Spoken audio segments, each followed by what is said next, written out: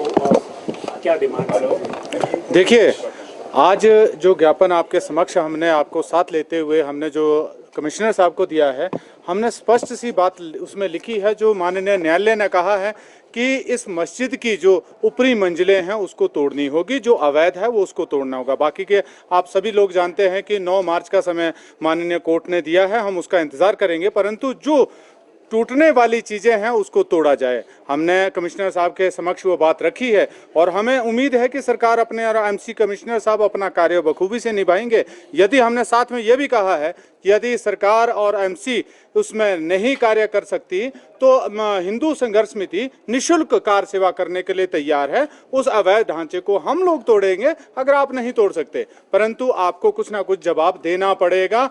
पूरे प्रदेश, पूरा देश देख रहा है कि यदि आप सनातनियों के ऊपर लाठीचार्ज कर सकते हो, बार बार केस लगा सकते हो, परंतु एक अवैध लोगों के लिए अवैध जगह जो आपने बनाई है उसको आप तोड़ने के लिए बार बार अगर आप कोताही बरत रहे हैं, ये हिमाचल प्रदेश नहीं पूरे सिस्टम के लिए शर्म की बात है। देखने वाली बात है कि एमसी उस पर कितना अमल करती है, क्योंकि हमेशा अगर कानून की बात की जाती है तो हिंदुओं के लिए कानून सम्मत बनाए गए हैं। अन्य किसी भी वर्ग के लिए कानून मुझे नहीं लगता कि कहीं कानून कोई काम करता है या कोई काम के लिए पैरवी रखी जाती है। हमेशा हिंदुओं के लिए कानून बने हैं और हिंदू ही उसके ऊपर कार्य करता रहा है, परंतु आने वाली परिस्थितियां कहीं इससे भिन्न होने वाली है यदि इसको बढ़ावा दी। मेन विषय था माननीय उच्च न्यायालय के आदेश के बाद, हालांकि हमें आवश्यकता नहीं होनी चाहिए थी कि हम ज्ञापन दें, परंतु 15 दिन शेष बचे हैं।